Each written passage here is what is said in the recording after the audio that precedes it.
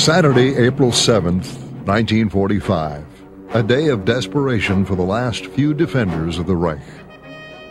In the skies above Europe, some 1,200 American heavy bombers paraded overhead en route to targets deep inside Hitler's dying Germany. On the flanks of the gigantic bomber stream, 830 P-51 and P-47 fighters stood a vigilant watch against any marauding Luftwaffe fighters. Recently, the American Mustang and Thunderbolt pilots had little to do as they weaved along with the bombers. The Luftwaffe was a shattered force, long since driven from the skies by the combined might of the American and British Air Forces.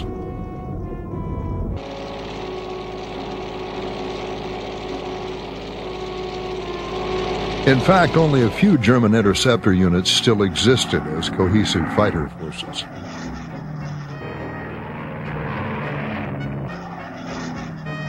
All over the Reich, signs of collapse were everywhere. Wrecked aircraft littered the Luftwaffe's few remaining airfields, many destroyed on the ground before ever seeing air combat. Others sat in their revetments, their fuel tanks empty as the fuel crisis reached its climax. Few veteran pilots remained.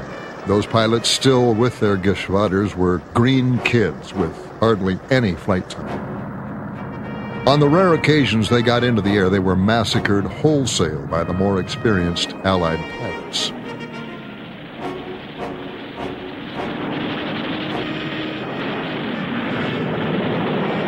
On that spring Saturday in April, thousands of Germans were preparing to give up the fight. Some would stay with their units until the war ground to its inevitable end.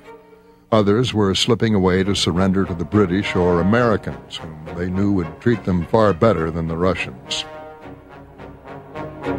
Some of the German pilots who fought to the end were pretty bitter as to how some of their comrades ended the war. And a case in point was a squadron commander by the name of Willy Heilmann. He was on a mission with his squadron, and he went off and landed at an airfield known to have been captured by the British. So a month before the war ended, he basically went in and surrendered by himself. The rest of the squadron and the rest of JG-26 fought on for several more weeks, and his name dropped from the official records very precipitously as a result of that. You contrast what happened to Heilmann with what happened to Erich Hartmann, who was the top ace really of all time, and his fighter group, you kind of understand why the Germans could have been a little bitter as to what Heilmann did. Hartmann's group tried to stay together. They actually got their families, and in the final days of the war, tried to get to American lines. Well, through a series of events, they ended up in the hands of a Russian tank regiment. And the Russians surrounded them with their tanks, and then through the course of a night, raped all the family members, raped the children, raped the wives and mothers of the pilots, and forced the German aviators to watch this. And during the night, several of the families later committed suicide because of what was going on, and they realized that this horror was probably going to continue. So one can understand why there was some bitterness towards what Heilmann had done. Nevertheless, a dedicated corps of pilots remained, taking the fight to the Allies whenever the fuel situation allowed them to climb into their cockpits and get into the air.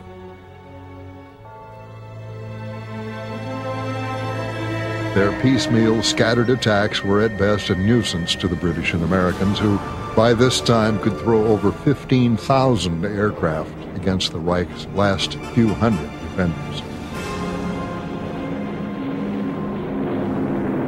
But the Luftwaffe was not going to give up yet. Not when they had one last secret weapon to fling at the stately formations of B-24s and B-17s that brought death and ruin to Germany's cities each day.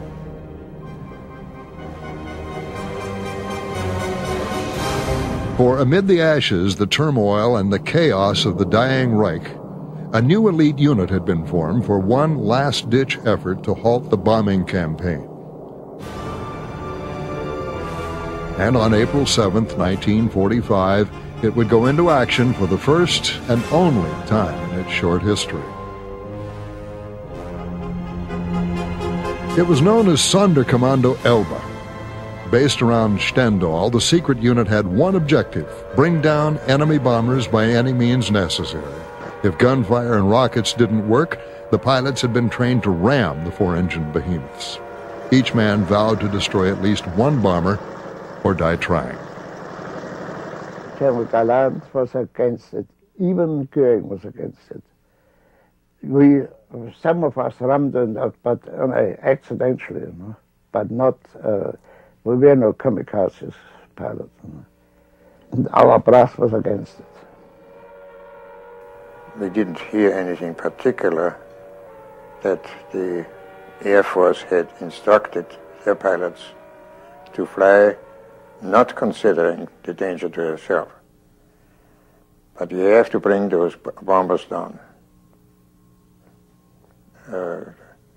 Unimportant how you do it, but if it has to be, you have to consider of being a kamikaze. It sounded incredible initially when you heard about kamikaze being a method for Japanese. Couldn't convey that or apply that to a European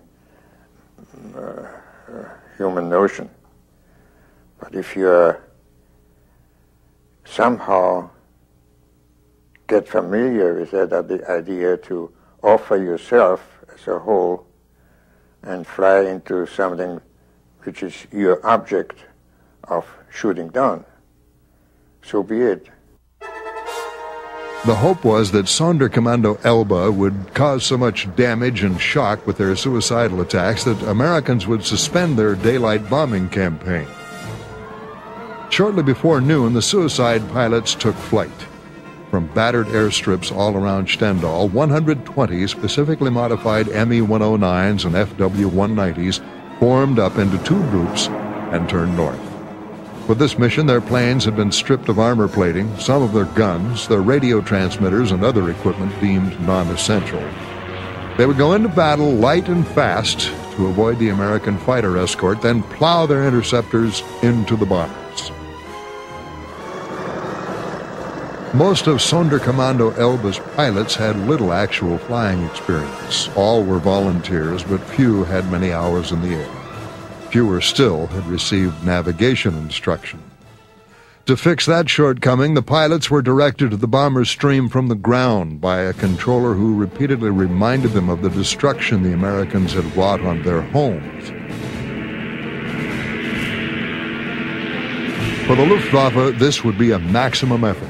All around Germany, other tattered squadrons rose to give battle in an effort to support the Raumjägers of Sonderkommando Elba.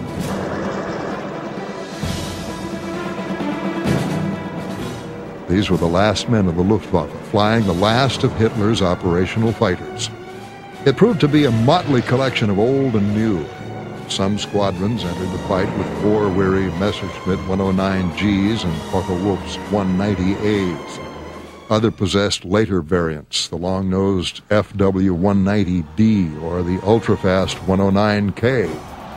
Still others whistled into battle with the new Me-262 jet fighter, Germany's last hope to turn the tide of the air war in its favor.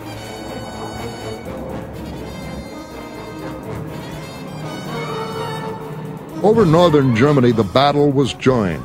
The jets of JG-7 and KG